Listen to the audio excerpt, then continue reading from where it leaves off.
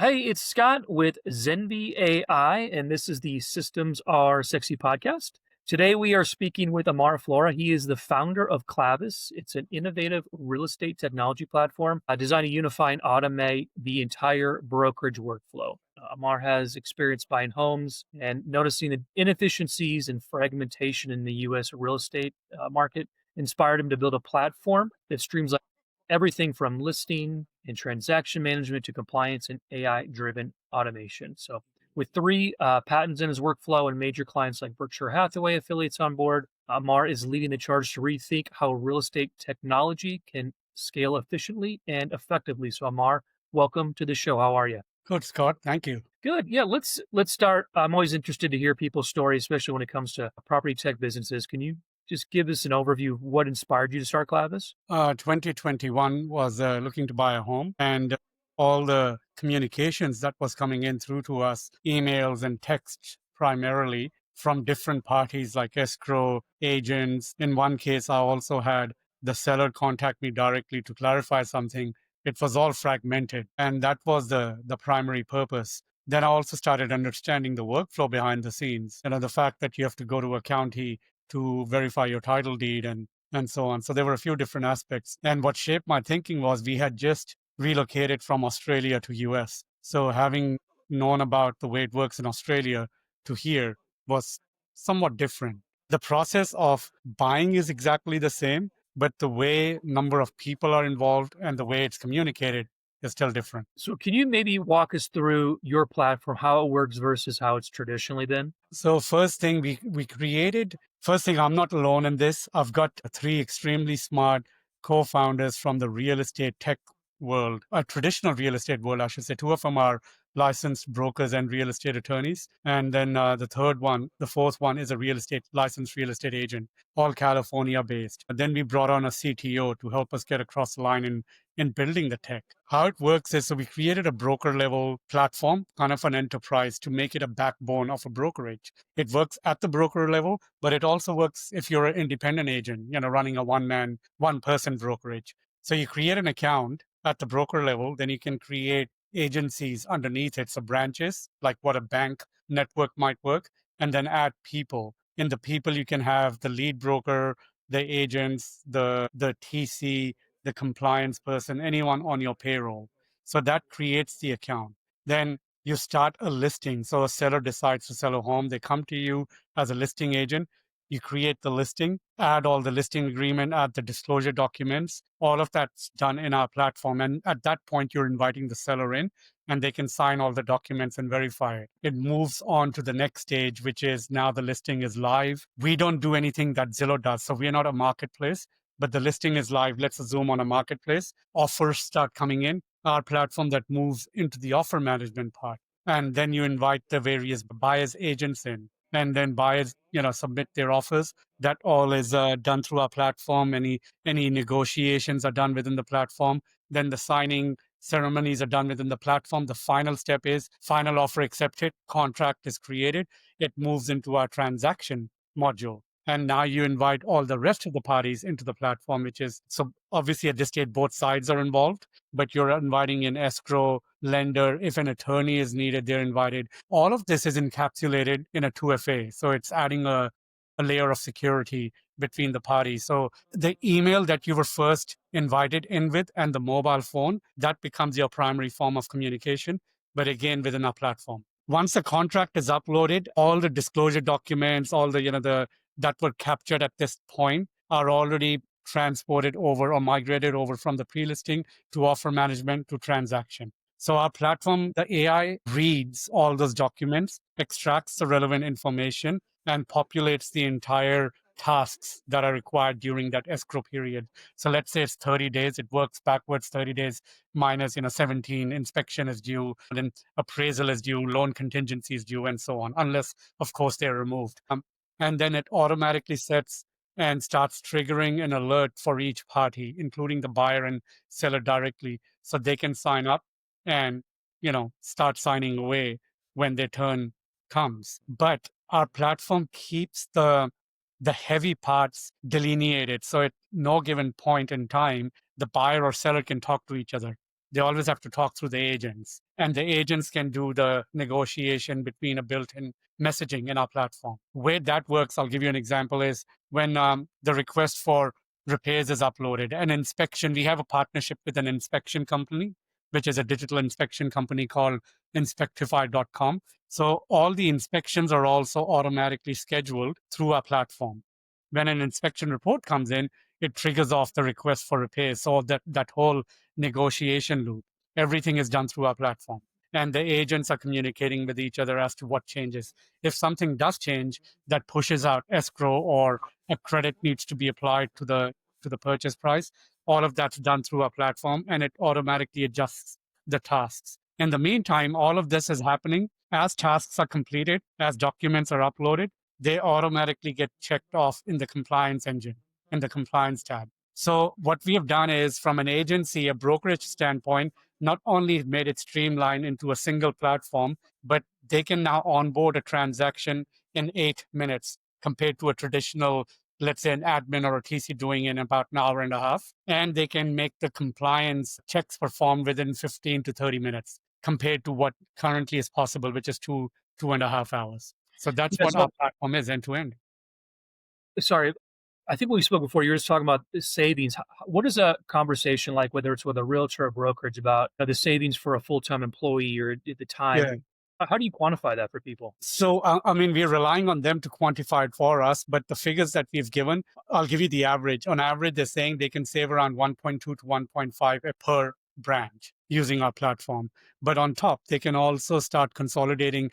Currently, a lot of brokerages have been running on a number of different modules and systems, right? If you think about Skyslope being compliance heavy and specialist, that's one system. Then on the other end, there's I forgot the name. I think it's called Paperless Pipeline, which is more of a transaction system. Now, our platform combines both of them into one.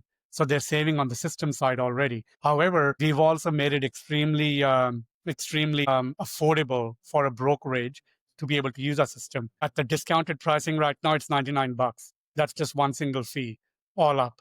And that includes both sides. So how they split the fee behind the scenes between the two brokerages, like the buy and the sell side, that's up to them. But for them, it's just one fee. Okay, got it. So obviously AI is a part of your tool there, your platform. How are you leveraging it to, maybe, like, what specifically are you leveraging AI for? I assume it's like document extraction, task automation. What do you feel is the most beneficial part of using AI for your platform? Extracting all the relevant information from all the uploaded documents to set a transaction, to set the tasks. So, as you said, document reading, task extraction, compliance automation, because that's where it's reading what's being done and checking it off. It's making it all speedy. The fourth part is, so we built in an AI, think of it like a chatbot, but we've trained it to be very real estate specific, still keeping in mind that it doesn't negate the responsibility of a real estate agent or, let's say, a lawyer, should there be an issue. But if a consumer, like a buyer and seller, are on our platform and they get sent a reminder, hey, you've got to sign this addendum, the AI can quickly explain to them what that addendum is about before they sign it. Interesting. And I mentioned in the intro, you have some patents. How did your patents and proprietary workflows differentiate you guys from what else is out there? Well, it's a utility patent, and to clarify, it's a utility patent pending. So Okay. it's not patent on the technology. There's nothing unique about the technology. When we started, when we engaged a patent attorney, so we got it done professionally, and a software engineering firm that also specializes in patent. And they actually advised us in 2021, you can take out a utility patent on this because it doesn't exist. And that basically is the entire workflow end to end of a real estate transaction management and compliance system. So, there are other companies out there now. If they're starting to build agentic AI workforce, they're still training the agentic AI workforce to follow a certain process. We have the utility patent on that process. Okay, got it. So anytime there's new technology, obviously there's barriers to overcome, whether it's cultural, organizational. What are those challenges that you've seen, and how are you been able to overcome them? The biggest challenge is always changing behaviors of something that's, steeped in the industry for the last 30, 40 years. Let's take California, for example. Everyone likes to use car forms. So car forms are the core feature of any transaction. So we had to first make sure we are designing our system and integrating it with car forms for California. So that was the first one, just understanding the mindset of the real estate agent. The second one was the existing technologies they're so used to using, which is SkySlope. So now, I know I'm on this podcast, I'm calling out our competitor directly, but when we started designing our platform, consistent over 1.5 years of partnership, design thinking with number of brokerages, almost everyone said to me, unanimously that they need a better solution. SkySlope hasn't had the impetus to change, and they're using it because there's nothing else out there. And then until we came along. So the behavior change required for me to do was that, why don't you guys, instead of changing SkySlope, let's use this in parallel so you can see both end to end, side by side. And that's exactly what they did.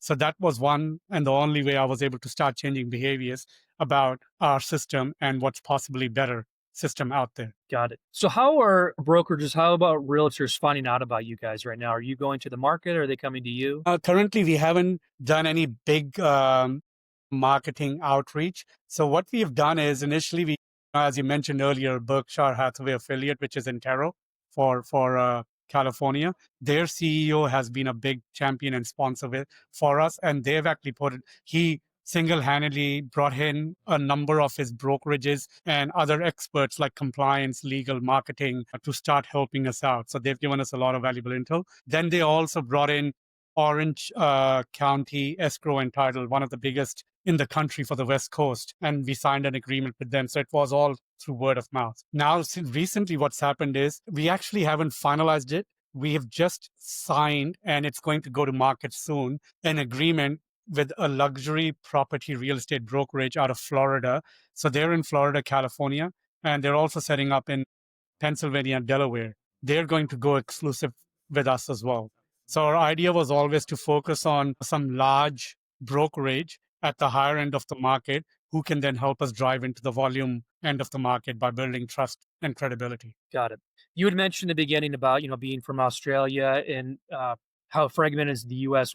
Where do you see this going in the next, let's say, 3 to 5 years? Do you think US could get to that point where it's not so fragmented? It can get to the point where it is unified from a transaction and compliance facing, like a single system being used across multiple parties. The underlying architecture, let's say the real estate architecture, I think needs to be rethought from we have to consider a greenfield site, basically. And what I mean by that is, all I read last 6 months, I've been reading, there's a lot of infighting happening between the real estate titans.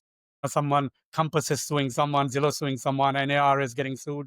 But no one's taking a step back and thinking, how can we redesign the real estate sector? And that's what my Australian lens is, or even, I've worked in Singapore and India and Middle East, parts of Europe, where first thing they did was they nationalized and digitized the documents for property, the title deeds, etc. So now it's not just state by state, it's just a national level. So that was one.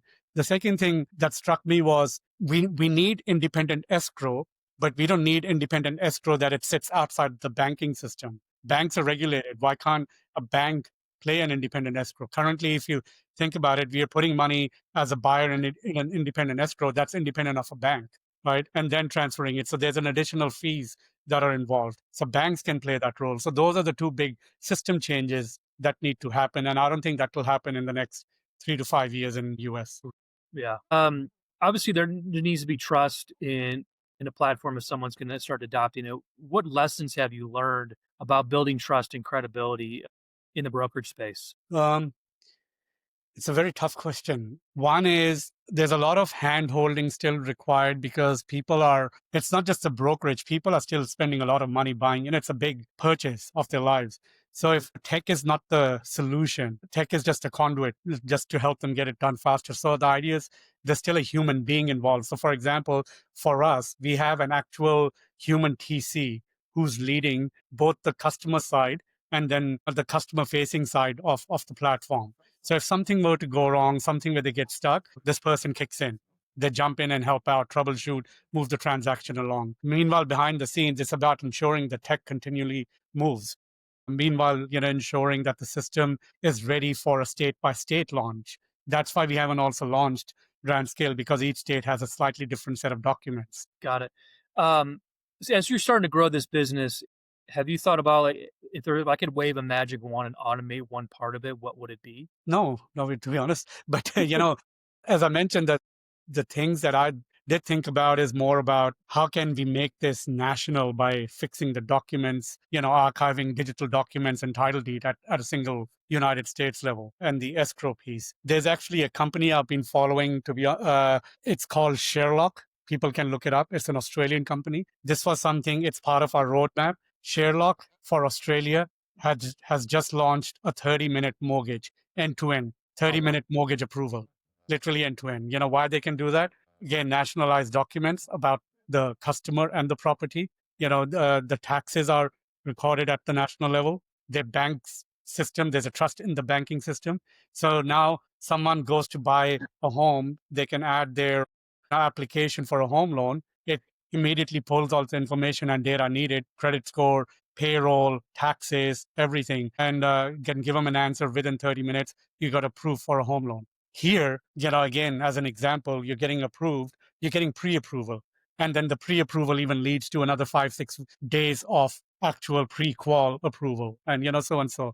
You see, there's so many things that I think of the bigger scale that I'm not thinking of what one piece of automation can be done. Right. So let's say a realtor signs up with you guys. Does the other party, let's say the seller's agent working with Klaviss, does the buyer side need to do that? And what's that conversation look like? Have you talked to No, they real? just get invited in.